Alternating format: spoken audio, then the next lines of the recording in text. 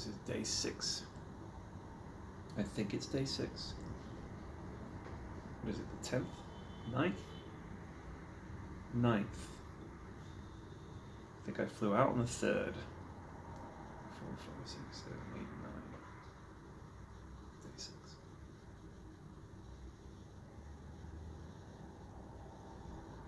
Nine more days to go.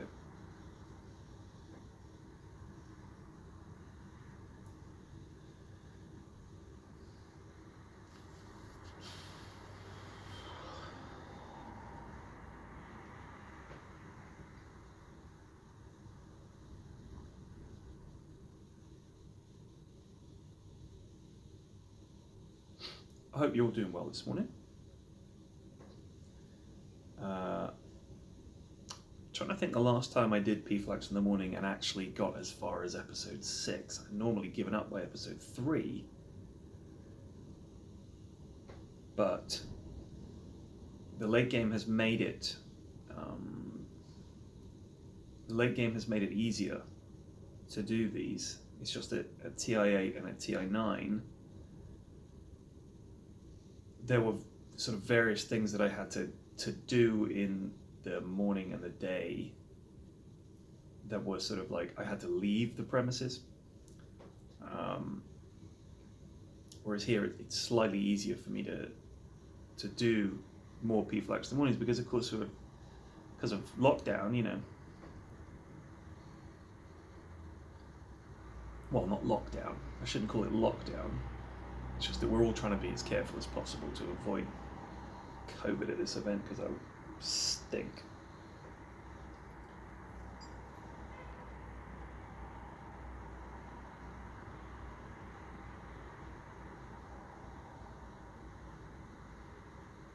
I have never seen as much graffiti in my life as I saw in Bucharest when I drove to the venue yesterday.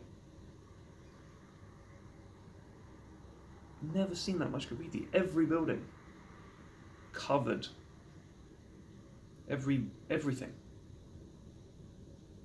It's like a half-hour drive in the traffic. Bucharest has terrible traffic. It's like if you could imagine.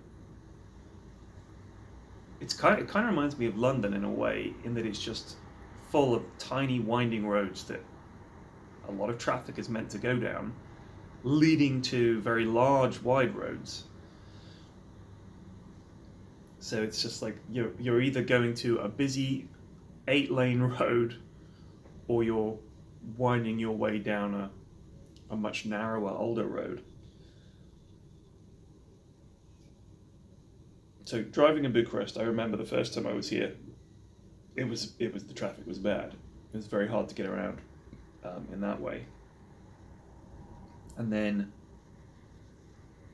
I just hadn't really seen much of the city either of the times I'd been here. I was here for the TI4 hub.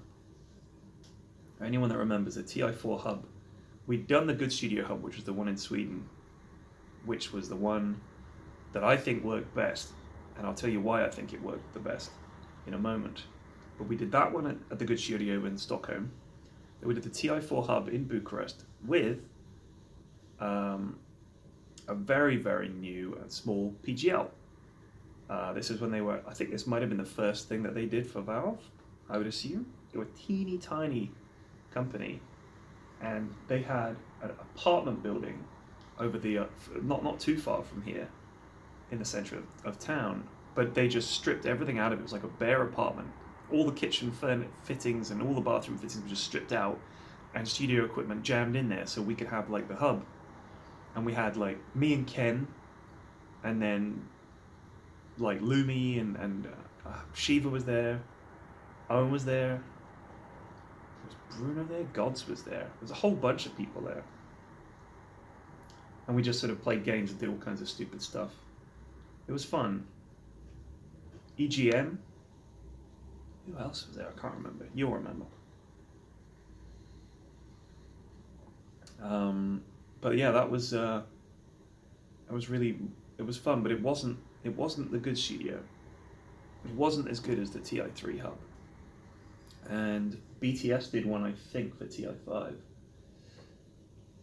which was mainly about casting the qualifiers and stuff. And then it was like they always were. The hubs were always, will cast the qualifiers. You know, those sort of all those matches that lead up to TI. And we'll also have some games and stuff like that. Now the problem is, and I think this is what set the Good Studio apart, was that for one thing, the Good Studio was like 24-hour. It wasn't a regular broadcast. It was more like the Big Brother. You're just in the house. Biggest difference for me was that the TI3 hub had loads more players. And when you think back, people's favorite moments were either story time with Bruno, the kitten cam, or watching Sing Sing and No Tail and guys like that playing games. And I think no other hub really managed to capture that sort of hanging out with the players experience. And that's why they weren't as popular, and that's why I think we don't have them anymore. People kind of forgot what worked, or they didn't notice the first time what had actually worked. And also I think now the players wouldn't do that. They wouldn't be hanging out like that for a week just before TI, in my opinion.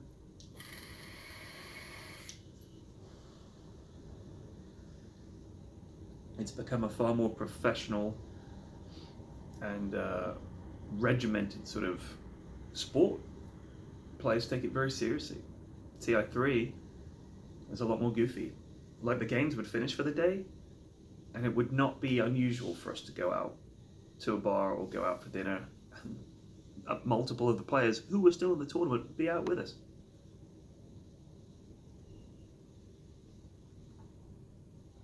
And now there's a definite line between the players and the, dare I use the word, talent.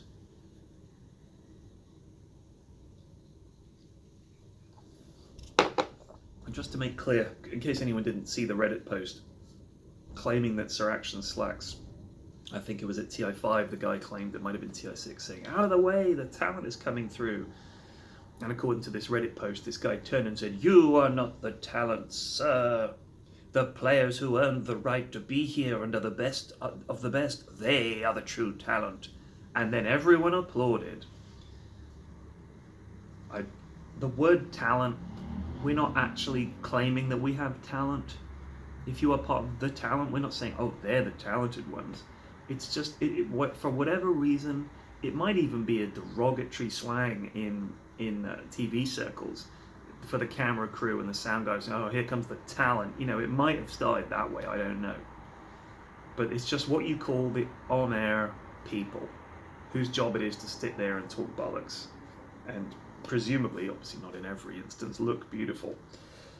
And then esports, a lot of the people that started doing esports and doing those productions had worked in television. So they tend to use the same kind of terminology because a lot of the time it's the same people making the transition. A lot of the time it's really very similar.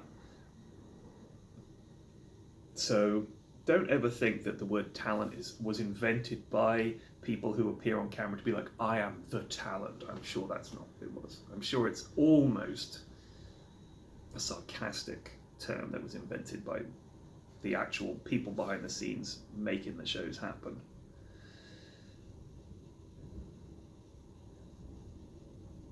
Several people have been asking, why aren't you, where are the games you're casting, all this kind of stuff. I'm here to do the late game, which will not be starting until the main event. Main event starts in 3 days or something like that, 2-3 days, I don't know. I think it starts on the 11th. So 9, what is it, the 9th, 10, 11? Is it the 11th or 12th, whichever it is. Anyway, that's when I'll be working. Is it the 12th? Either one. You'll know. Don't, just look it up, all right? So we're doing that. It's after each day's main event, we'll do a show, interviews and stuff like that. So you won't see me till then. There might be a few content pieces you see me in on the main event, but generally I'm taking a sort of more of a late gamey. Last few TIs I've been late gamed, which is great. I love that. I saw the arena yesterday, and it is beautiful. It is beautiful. It is a real shame. It is a real shame that we're not going to have fans in it. Honestly, of all the fucking shit things to happen, coming along the way it did, timing, the reaction, the fallout from it, everything, this COVID thing is just really, really hoped something like this wouldn't happen. And it just fucking did. And it's just been wank, hasn't it? Been absolute wank. Everything about it, whichever way you look at it, it's been shit.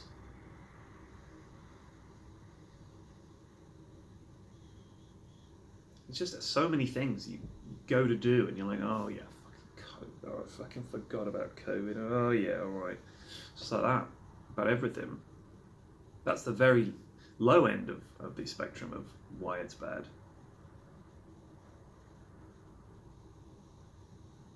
All these, I read this thing yesterday about all these anti-vax TikToks being watched by kids because there's no filter. And it occurred to me, you know, when we invented this whole internet thing, we basically gave every single person a TV to put in their pocket now with smartphones. Everybody has a TV in their pocket. But more importantly, they also have a TV station that they can broadcast from.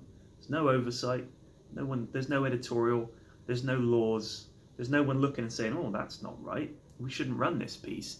You see this piece here about how vaccines are actually microchips, we shouldn't run that bit, that's a load of bollocks, and we'll get in trouble with the Ofcom or whoever will come in and tell us that we're not allowed to post false things on the TV. Well, the democratization of news actually just meant that a bunch of fucking lunatics were able to go out there and say whatever the fuck they wanted. And it's out there, and even if it gets taken down, people have already seen it. And you just post it again on another channel. There's no way to actually stop it, it's just a constant stream. It's like if your TV channel, it's like if your TV had millions of channels, there's no way you could ever just go through every channel. So instead, we're like, how are we going to know what to watch? Well, the computer will decide what you want to watch. We have a computer, it's going to decide what you want to watch. And it's going to give you some random channels that we think you might like. And if you like those, well, we've got some more that are kind of similar, but we'll always mix it up with some stuff that maybe you've never heard of. You're just allowing the TV to pump things into your brain. Now imagine that you're like 11 and you're just on your dad's phone and you're just going through it and you just, what is this? And you start looking at TikTok. It's just the power of it. Just spewing crap into people's brains and kids' brains. I can look at things on the internet and immediately know, oh, that's a load of bollocks, that's fake, what a load of shit. But a lot of people don't. That's what worries me. It's like an unfiltered stream of madness from the general public. We gave them the power to broadcast things as if that's a good thing. It's not. If you need proof, please look at the internet. See you tomorrow.